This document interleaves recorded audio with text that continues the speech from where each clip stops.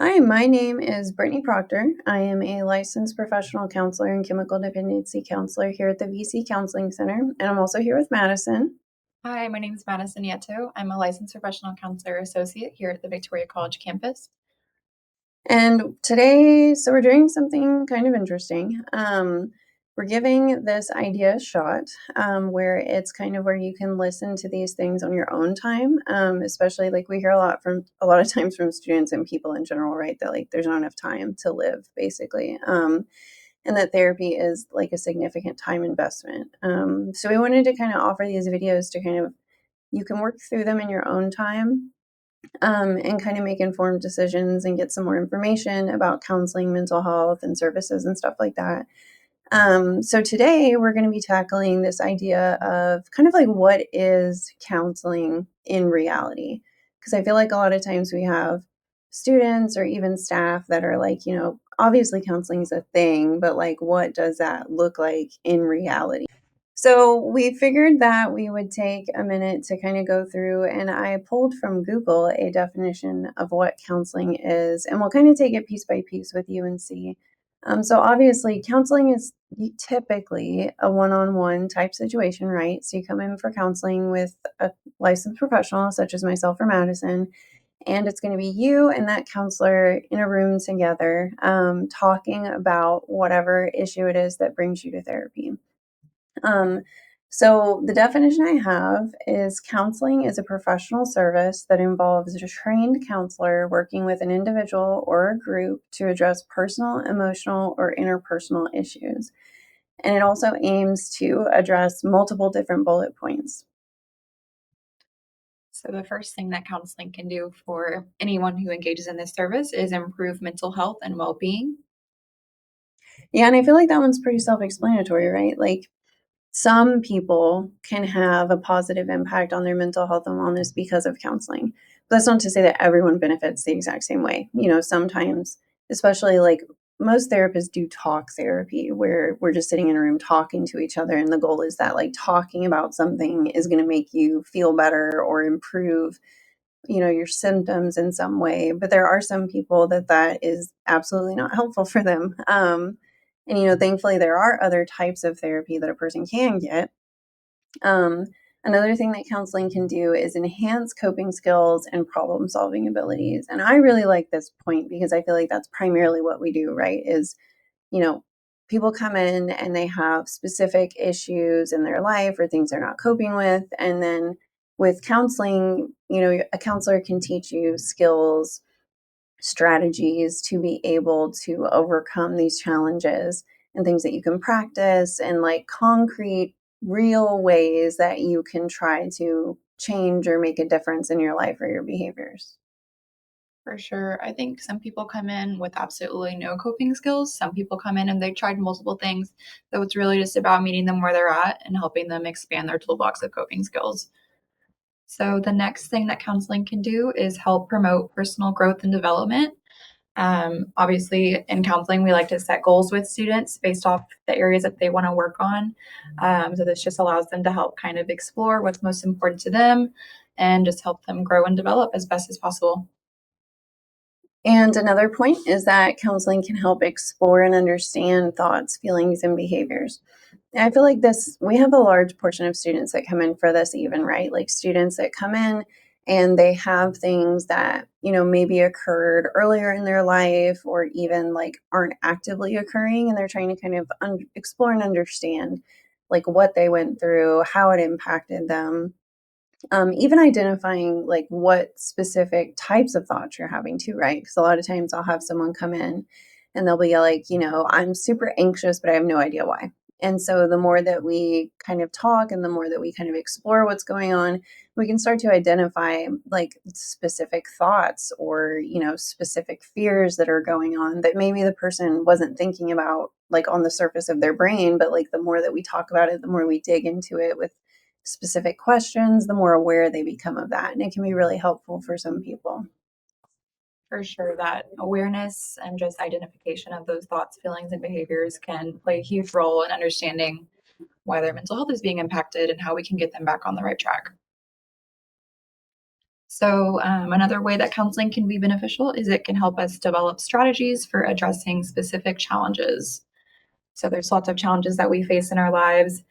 So whenever you're working with a counselor, we can kind of sit down and, problem solve and say, hey, what can we do about this? What is in our control in the situation? So often we get caught up in the factors that are outside of our control, which can definitely contribute to a lot of stress and anxiety. So just kind of having that objective individual that you're working with can just help you get a different perspective and figure out how to, cope best. And I feel like we see this a lot too, even like most of the time when students come in for counseling, it's very like reactive. Like, it's like, oh my gosh, there's something specific happening in my life, and this specific thing is an issue, and I need to fix this specific thing. When in reality, like, yes, that is an absolutely valid reason to go to counseling. And honestly, that's why like 90% of people go to counseling, right? Because like, who wants to make the time to do something like that if we don't have like an identifiable problem right in front of me that's keeping me from living my life? But it can be really helpful too, even to come like proactively too, especially here on campus where like it's 100% free, and like you're only losing your time by coming at the end of the day. Um, Sometimes it can be helpful to even come in like proactively and be like, a common one we see is like, I know I'm training to be in a field where I'm going to be exposed to critical incidents and traumatic stressors, like medical field, EMS, whatever, like on the daily basis.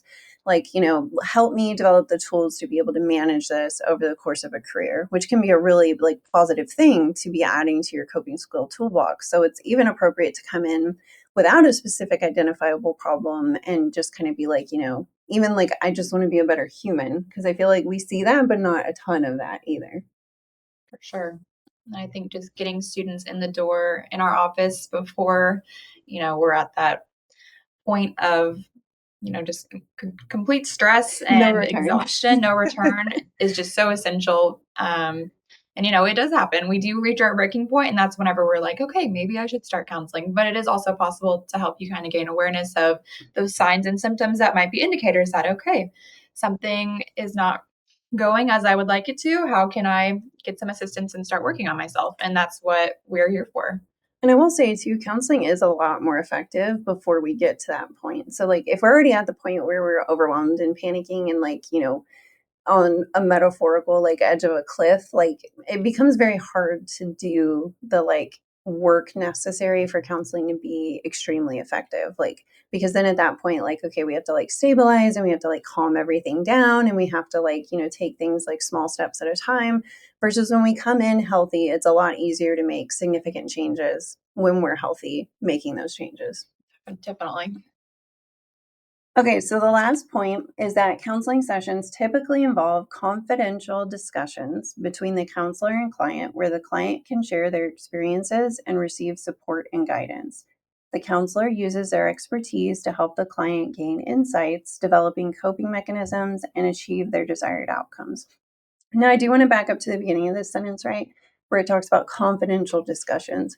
And this is something we hear from students a lot, like concerns about privacy, confidentiality, like, oh, you're part of a college. Does that mean that my counseling records are just like part of the college records? Does it mean that you can call my professor and, tell them like, oh, I'm super worried, like they're not okay? Um, and when you come in for counseling, the first thing that either of us are going to do is go over confidentiality and help you understand how all of this works, and then help you also understand where, you know, in the state of Texas, you as a individual getting counseling is entitled to confidentiality, meaning that legally we are prevented from sharing anything that you share with us without your permission to do so. Now, the state of Texas does require us to report specific issues, which will be gone over with you in your session before you share anything. But generally speaking, these conversations are 100% confidential. And like I said, when you first come in for counseling, there'll be a lengthy discussion. One of the first things we're going to do is talk to you about all of those things so that you can understand them. And there's plenty of opportunity for you to ask questions or get in there with specifics and be like, okay, well, what if this happened? Would you have to report information like this? So you can kind of make an informed decision of whether or not you want to share any of your personal information. And it's also important to note that counseling will be a completely different experience for each individual person that comes into counseling or therapy, right? Even between, like, you see me or Madison, it'll be different. But even like each individual student kind of defines what their therapy is to a large degree.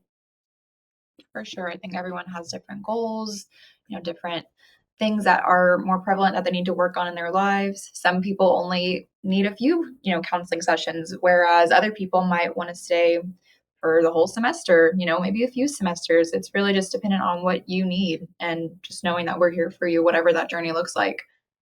And we even have, even within sessions, like I have some students that come in and they're like, okay, this is specifically what I want to work on. I want to get better with my depression and I want to focus on that. And the sessions are very structured. They might come in with like itemized lists of things that they want to talk about. And that's totally cool. And then I have some students that come in and they're like, okay, I have no idea what I'm doing and I don't know what to talk about. So then I might have to ask more questions and get in there like more involved. So like even session to session, it's completely different for each person that comes in, and there's no rightest way to do it at the end of the day. Like it's about what's going to help you, and you know you better than anyone and you know what you need. So it's our job to kind of help figure that out and help and support you in the way that you need to be supported as an individual human. Um, so again, that is generally what counseling is. If you are interested or you do want to talk or have more questions or concerns, you can always feel free to stop by the counseling center. You can always feel free to shoot us an email. There's another page that we have on our like little portal that shows how to engage our services, how to use the website. So feel free to engage that, or you can always just walk in and stop by, ask some questions or anything like that. So I hope that this was helpful, and we are going to go ahead and sign out. This has been Brittany Proctor And Madison, yeah, too.